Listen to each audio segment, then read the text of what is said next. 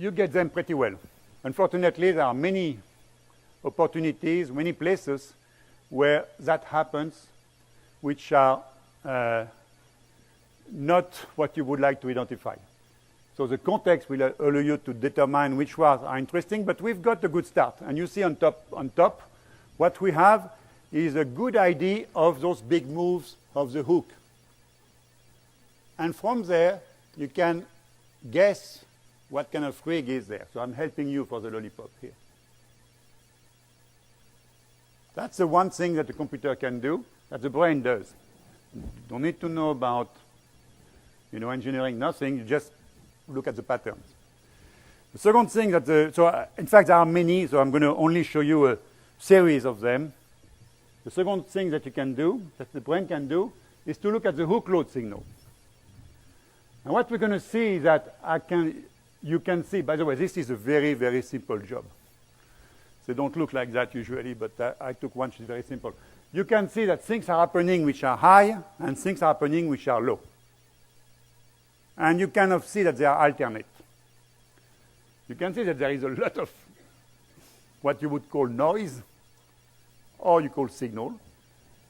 But essentially, you see things which are low, things which are high, low, high, and low, and again low, but low in a kind of a weird way, right there.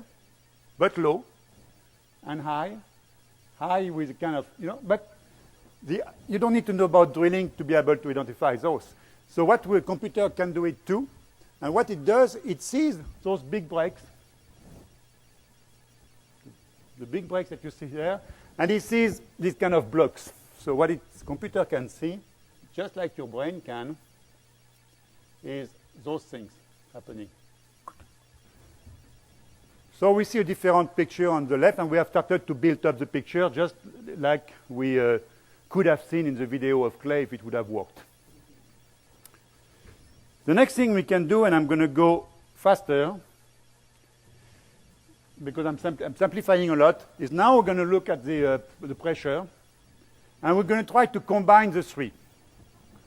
And in combining the three, we can see that there are kind of horizontal kind of trends. Here are the horizontal kind of trends.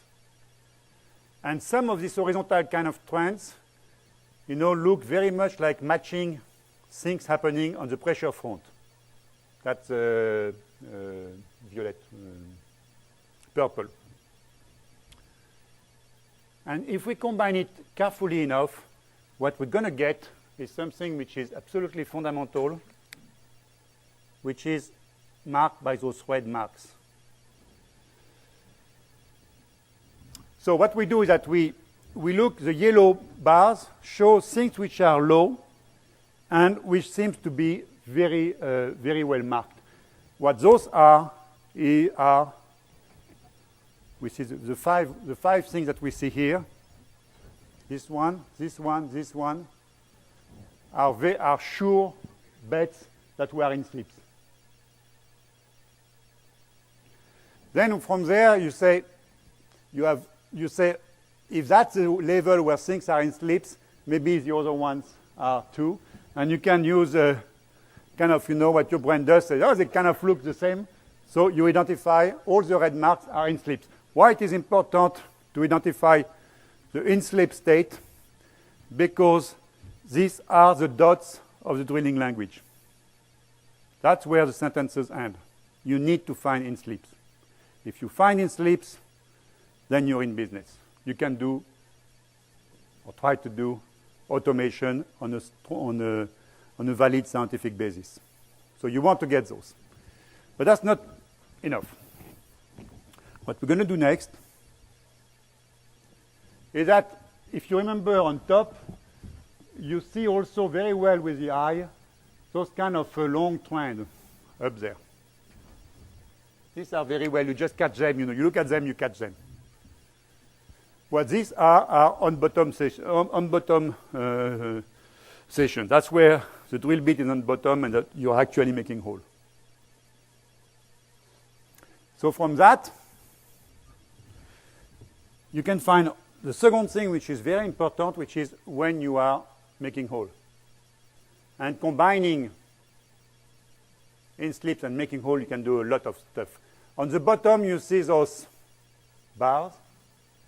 What they represent is, when we looked at before the concept of object in your brain, that are the objects.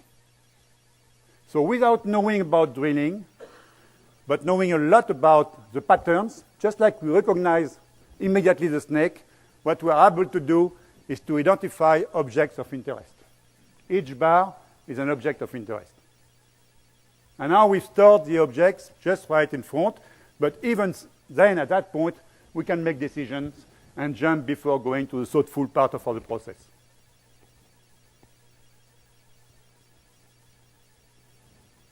But we're not yet there, because everything we've done is just reactive. So something moved. We don't know if it's a snake yet. So we're going to go to the second part, which is the thoughtful part. So again, now we have the signals on the left. So now we know the objects. We have the objects put in our brain, in the repository. And from those objects, we can start to think about the context. And the way we do that, the way the brain does that, is by putting a lot of power of a stochastic nature. What that means is that now we're going to work in probabilities.